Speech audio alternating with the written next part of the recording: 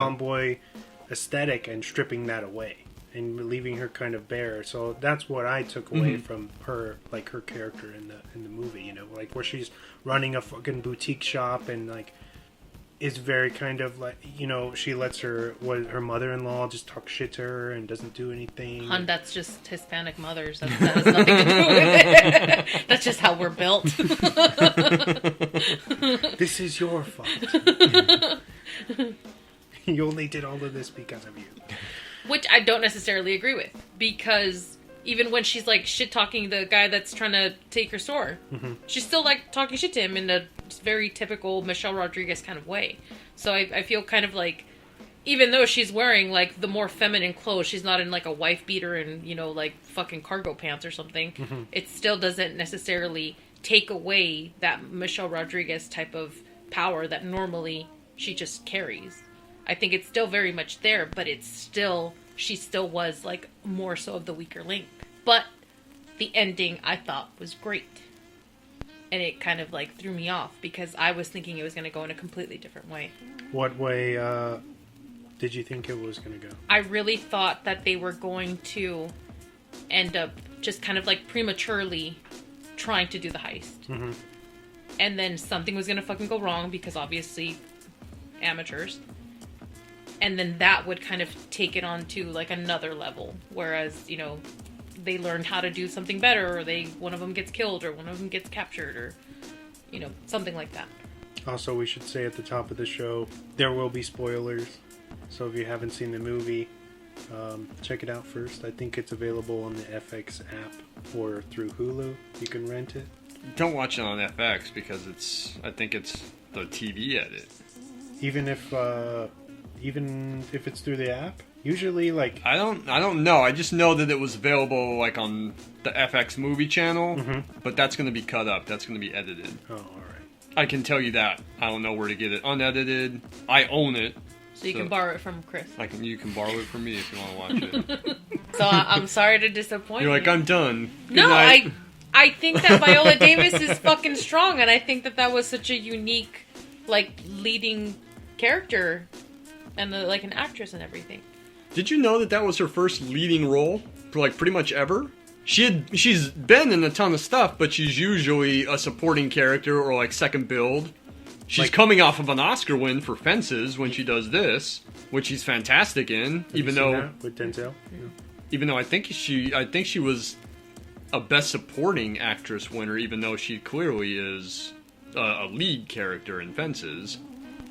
But I read that this was her first leading role, or at least she was top billed in the movie for the first time ever. What are your guys' thoughts on the opening? Because you have like, she's what, like mid-50s now?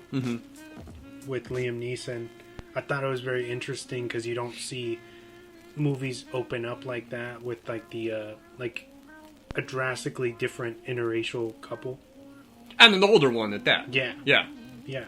So, yeah, kind of stemming off what you're saying, that this is her first, like, big lead role in a film.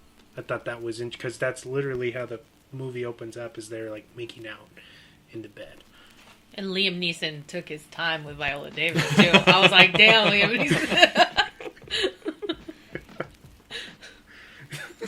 He's like, this is my leading lady.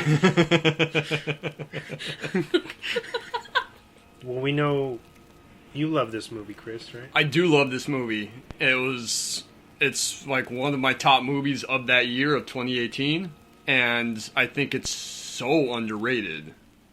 Like, it got good reviews.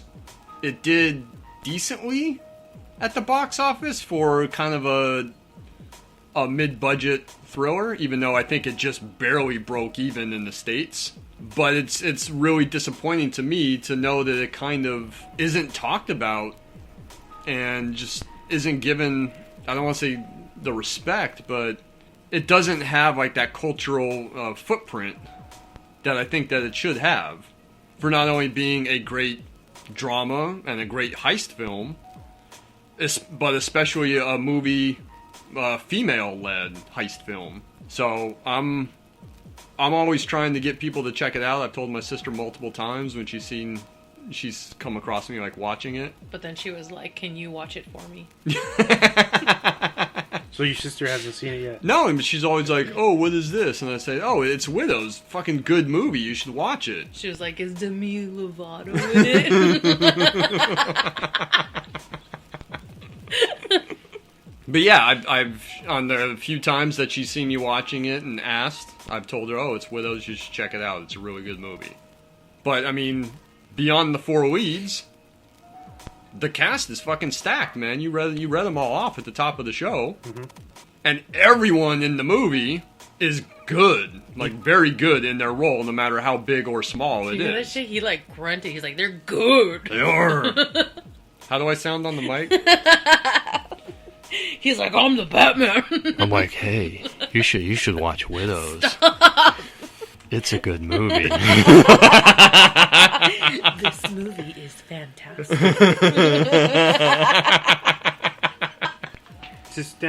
To kind of stem off of what you were saying about the characters, let's talk about, because it's a very character-driven film, let's talk about the characters and some of the stronger ones and people who stood out to us. Colin Farrell is great as a guy who's running for alderman, because his father holds that position currently, but his father is retiring and he's running to take over that position. Running against him is Brian Tyree Henry, who is not necessarily a crime boss, but is involved. Some kind of hustler. Yeah. Looking to get out of that, maybe make a name for himself. Yeah, he's basically looking to go legit, and this is his way of going legit.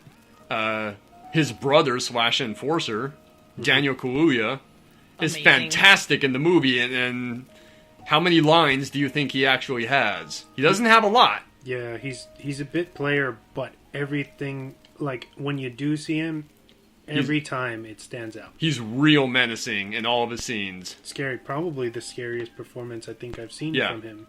Because he's usually not, like, he doesn't do that. So it was crazy to see him as a sociopath and to be so good. Yeah. You know, because he's usually in more, how do you say, like, dialed back or shy, or, you know what I mean? I haven't seen too many with him. Oh, that's right. You haven't seen Get Out or... Queen and Slim. Yeah. Which is solid. He's really good in it. I only saw the... You've seen Judas and the Black Messiah. I saw that one, which he was amazing. He's in Sicario. Oh, that's right. He was? He's Emily Blunt's partner. But he's really good in this movie in his limited screen and even dialogue. Because for a lot of his scenes, he only has a handful of lines and that's it. Even his last scene in the movie is dialogue free. And he's really scary in that last scene.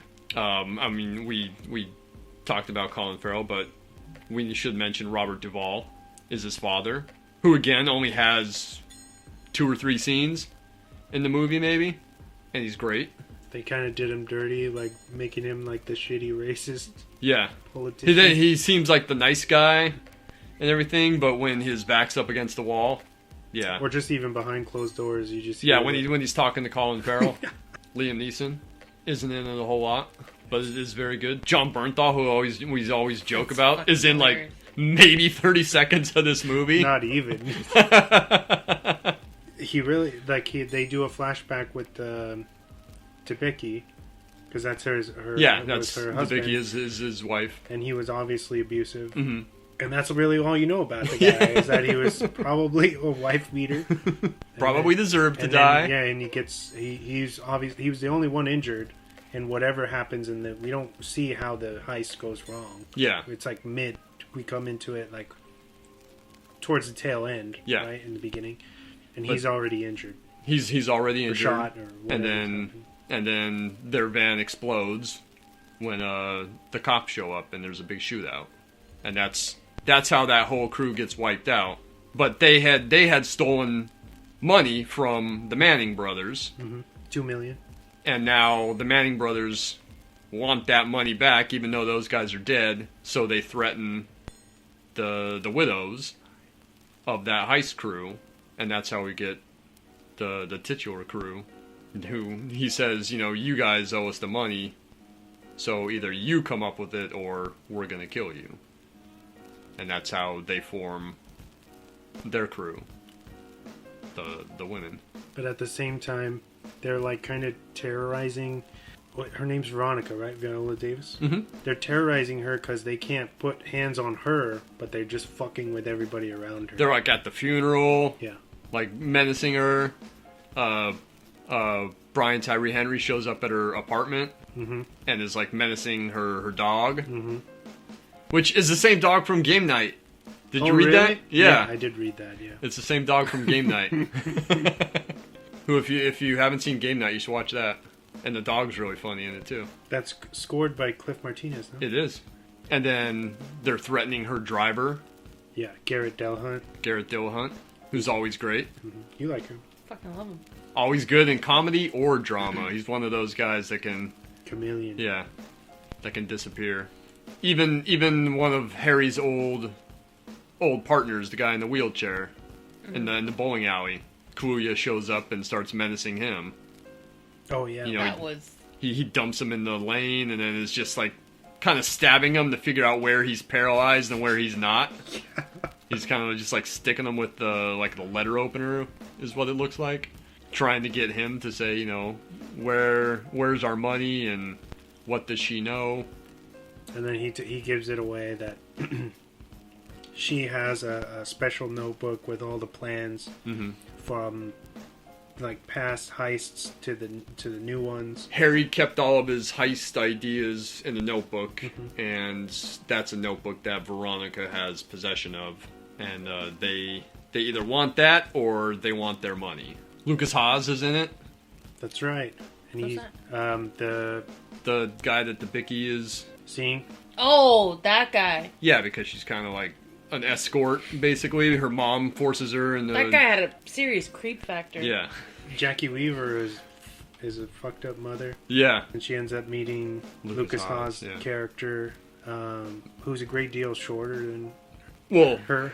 Right? We should point out that the Bicky is like 6'3". Yeah. No, the only one in that movie that is her height is probably Liam Neeson. But it's just funny, like, seeing her meet up with him. And he's kind of an asshole to her, too. Or he dangles shit in front of her face because he knows, you know, he's in a position of power. Which is why I said that none of the men in this film have any redeemable qualities. The only one would probably be him, and he's still a piece of shit, in my opinion. Though with just the things that he says, and like he helps her out or whatever, but it never goes anywhere either. Yeah. Right? But at the same time, she starts using him because he's an architect, and she knows that he can figure out the plans, figure out what they're looking at, and he's the one that figures out that it's a safe room in the house. Also, she shouldn't have had those fucking blueprints just lying around. Yeah. Yeah, that was kind of sloppy. I thought she was the second weakest link. Really? Really? That you didn't even like that where she like pretends to be a mail order bride to get the weapons? It was funny, but she still wasn't necessarily impressive to me. Milquetoast? Exactly. Very much so. Exactly. No. Disagree. She's really good in that scene where she has to get the guns. That kind of playing that like damsel in distress. Because she asked Veronica, like, guns from where? And she's like, this is America. Yeah, which is a good line. She's operating out of desperation the entire movie. And for being a character who seems like kind of a wallflower early on, she's the one that kind of adapts the quickest to this plan. You know, you can kind of see it in the first time she goes out where she has to pick up the van. She doesn't really know what she's doing. But then when Veronica sends her to get the guns, she knows exactly how to play up on some woman's sympathy to pick up the weapons that she needs without being attached to them at all. And I really like it after she gets the gun, she's like walking out like eating like, was it a corn dog or something? It looks like a hot dog. A hot dog? She's like, all nonchalant, like she didn't just pick up the guns. I just think it's very interesting that is what you're kind of like, your dick is getting hard about, but then you have somebody who's like Kaluuya's character, where compare those two characters.